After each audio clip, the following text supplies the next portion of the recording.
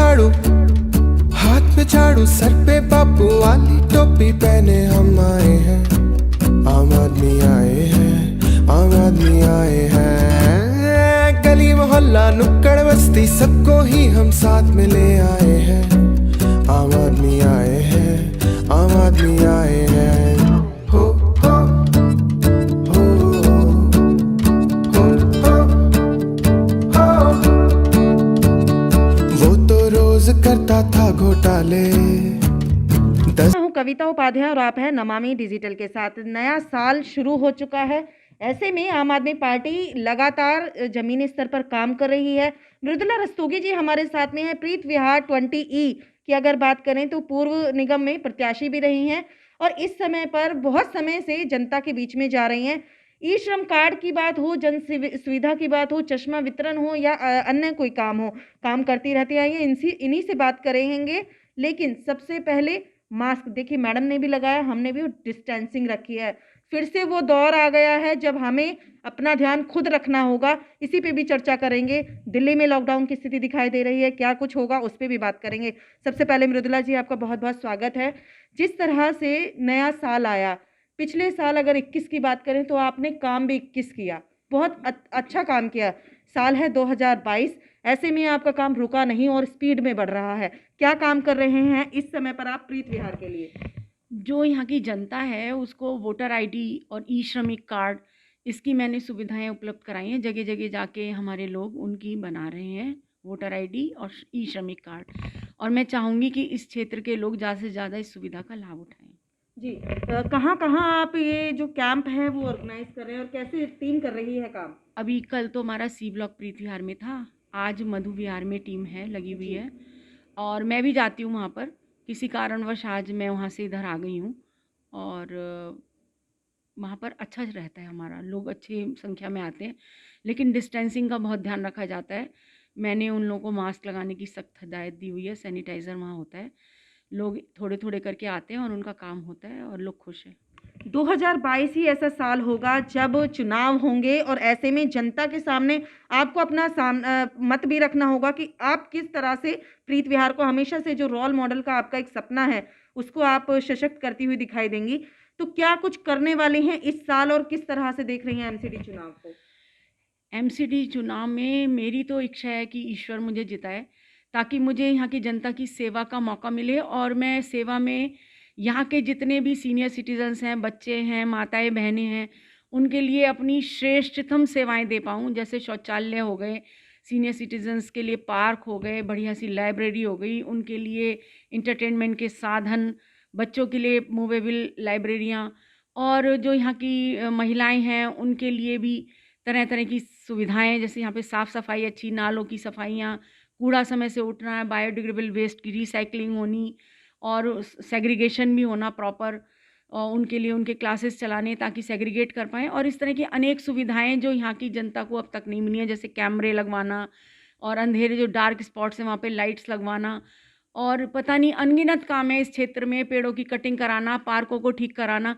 ये मेरा एक सपना है और मैं चाहती हूँ मेरा प्रीत विहार वार्ड सब वार्डों में सबसे सुंदर और सबसे अच्छा दिखे। जी, अभी हाल ही में बीजेपी ने किया चक्का जाम। किस तरह से आप देख रही हैं? क्या ये एक स्ट्रैटेजी है चुनाव को लेकर के? किस तरह से आप देखती हैं इसको?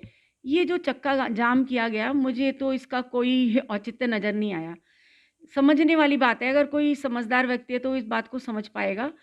देखिए, पहले यहाँ पर जितनी संख्या में दारू की दुकानें थीं, वो ऐसा था कि एक मॉल में 15-10 हो गईं, कहीं पे बहुत सारी बना दी गईं और कहीं पे एक भी नहीं थी। तो इससे क्या होता था, जहाँ नहीं थी वहाँ माफिया लोग जो हैं अपना शराब का धंधा करते थे। ऐसा नहीं था कि वहाँ शराब नहीं मिल रही थी, वहाँ छुप के बिक रही थी और वो लोग उसको बेचते थे और टैक्स खा जाते थे सारा। जो इस पे टैक्स लगता है, एक्साइज़ टैक्स, वो खा जाते थे वो लोग, गवर्नमेंट को इससे नुकसान होता था।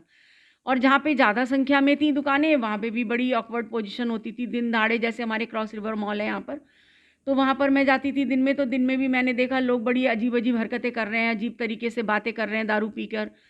और दूसरा, ये जो गवर्नमेंट की जितनी भी हमारी दुकानें थीं, तो गवर्नमेंट की दुकानों का तो ये था कि उनमें खिड़कियों पे बिकती थी, लोग लाइन लगा के ऐसे ले रहे हैं जैसे कोई बस का या ट्रेन का टिकट लेता है।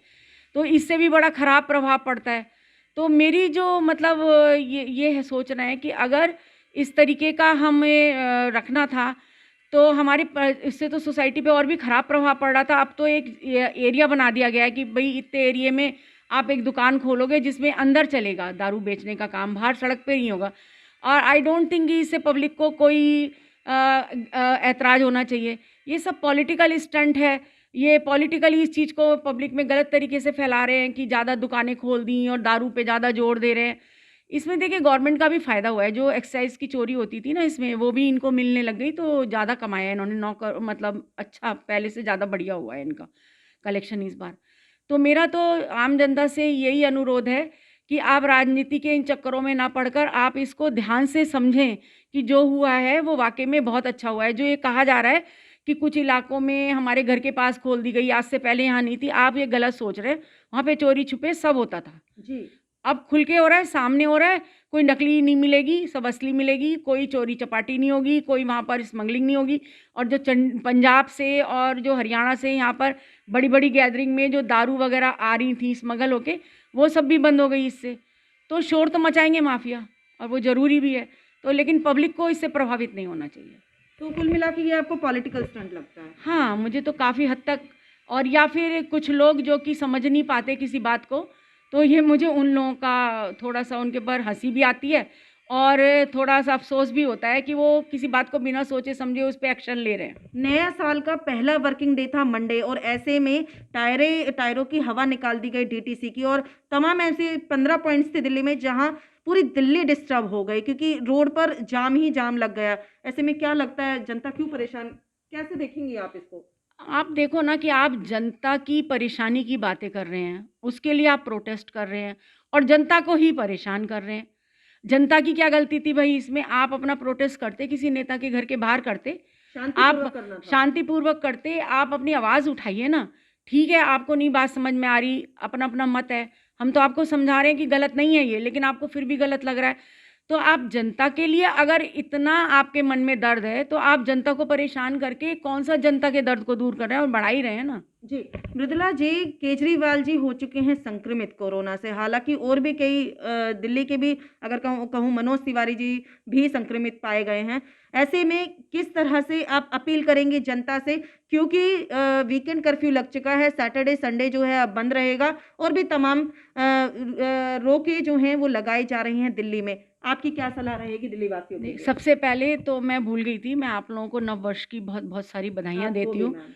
और इस वर्ष में मैं ये कामना करूँगी कि पूरा दिल्ली तो क्या, पूरे विश्व के लोग स्वास्थ्य में और धन में, दोनों में खूब लाभ उठाएँ और किसी को भी कोरोना से संक्रमित ना होना पड़े। देखिए, ये बीमारी ऐसी है जिसमें कि आप सोच भी नहीं सकते, आपको पता भी नहीं चलेगा कि आपको ये संक्रमण है, और आप दूसरों को संक्रमित कर देंगे। तो मेरा आपसे यही अनुरोध है कि कृपया अपने मुँह पर मास्क लगा के रखें, और हो सके तो अगर आप पब्लिक प्लेस में जा रहे हैं तो शील्ड भी लगाएं चेहरे पे, ताकि ये संक्रमण आप तक नहीं आए। और बिना ज़रूरत के बाहर ना निकलें तो बहुत अच्छा है। कहीं भी बड़ी आप पार्टी या कोई आयोजन ना करें, आपके भले के लिए है, इसमें किसी का भला नहीं है। बहुत नुकसान होता है, माना कि जो टूरिज़्म है, जो होटल ग्रुप्स हैं और जो मार्केट में लोग हैं, उनका बहुत नुकसान होता है। लेकिन अगर एक व्यक्ति चला जाए तो उससे बड़ा नुकसान कुछ भी नहीं होता। तो आप अपनी स्वास्थ्य का और अपने अड़ोस-पड़ोस के, अपने समाज के लोगों का, अपने परिवार के लोगों का स्वास्थ्य में ध्यान रखते हुए दूरी बनाकर रखें और मास्क लगाकर रखें। धन्यवाद। जी, तो सुना आपने, मृदुला जी ने दी बहुत सारी जानकारी आपको, और साथ ही अगर मैं कहूँ एमसीडी चुनाव 2022 का शुरुआत हो चुका है, नया साल भी आ चुका है। ऐसे में सभी पार्टीज़ अपना-अपना काम कर रही हैं और दोगुने स्तर से काम करें, लेकिन कोरोना का भी आपको ध्यान रखना है। जिस तरह से मैडम ने कहा, क्योंकि खुद डॉक्टर परिवार से हैं, पढ़ी-लिखी महिला हैं ये, इन्होंने जैसे कि कहा कि काम तो करने हैं, लेकिन कोरोना के जो गाइडलाइंस हैं, नियम हैं, उनके अकॉर्डिंग आपको काम करने होंगे, और देखना ये होगा कि इस बार जनता क्या चुनती है। देखते रहिए नमामि डिजिटल।